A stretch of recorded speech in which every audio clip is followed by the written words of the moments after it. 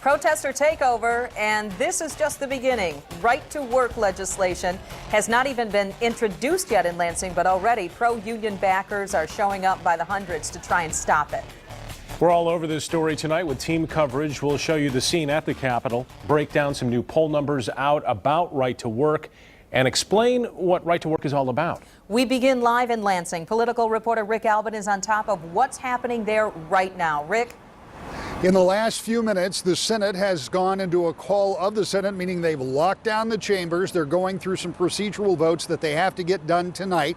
We don't expect them to take up right to work tonight. We expect that to happen tomorrow, but Democrats promised earlier today they were going to start slowing this process down using every procedural thing they could think of, and apparently that's what they're doing right now. We do expect the Senate to break in the next few minutes. House has already gone home for the day, but earlier here at the Capitol, union supporters turned out, as you say, by the hundreds. They marched down the street into the Capitol Rotunda. They made a lot of noise, as they have been in the past, like we saw back in 2011. Well organized, very vocal, but also well behaved. It was a much smaller crowd than we'd seen in the past, certainly during those big debates 2 years ago or a year and a half ago.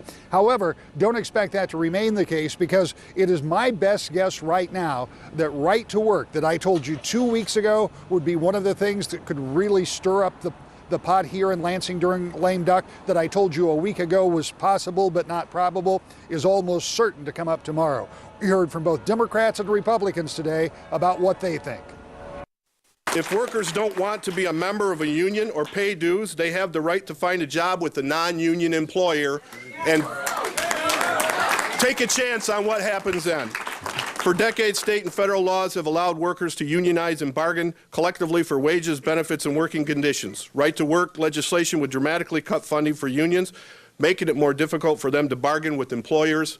And many of those employers in the state of Michigan are the ones that are expanding every day. They're strong union people here in the state, and that's where the growth of this state is, not from some of the crap that we've put up with over the last 2 years. How concerned are you about the fallout?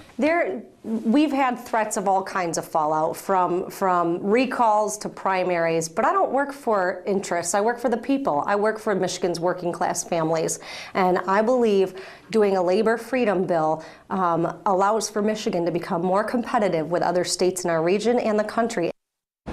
So, will right to work take up the agenda here in Lansing tomorrow and next week? Odds on bet right now, yes. Will there be fallout, like I talked with Representative Posthumous Lyons? Could there be recalls? Will there be all kinds of activity here that will look like Wisconsin did just a year and a half ago?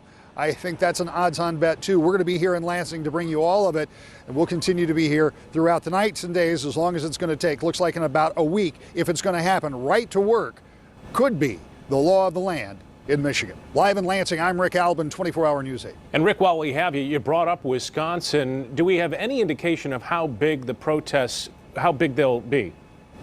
Anecdotally, I am told that there are a number of hotels that are already packed here in the state capitol. A lot of those people listed Wisconsin addresses. So what I'm hearing is that some of the same protesters that were protesting in Wisconsin may come to support unions here in Michigan. I saw a national pundit who normally advises Republicans on messaging, who was here, who said he's here to work on right to work. By the way, he says it's something whose time has come in the state. I think it could get really big. There are some things working against it, Brian. It is in the holiday season. People are very busy. It's wintertime, harder to get people to stand out in the cold for long periods of time. It's pretty short notice, because I'm not sure anybody really thought this was going to happen until maybe a few days ago. But notwithstanding all of that, I think you'll see some pretty good crowds, and you could also see a lot of people who are here supporting right to work. We'll just have to wait and see.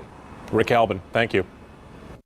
A new poll tonight shows right to work actually has quite a bit of support in our state. And 24-Hour News 8's Marley Ginter is in studio right now to show us the results of this. Marley? That's right, Sue. Well, let's take a look at our new Epic MRA poll. 54% of the 600 Michigan residents polled say they support right to work laws, while 40% are opposed. But when our pollsters asked specifically about right to work laws in our state, those numbers changed, with 47% saying they were in favor and 46% opposed. Now tonight, we still don't know if Governor Snyder would support right-to-work laws, but this poll does show us how it would impact him as he heads toward the 2014 election. If he supports right-to-work, 40% say they would be less likely to support him. 24% say more likely, with 31% saying it would have no influence.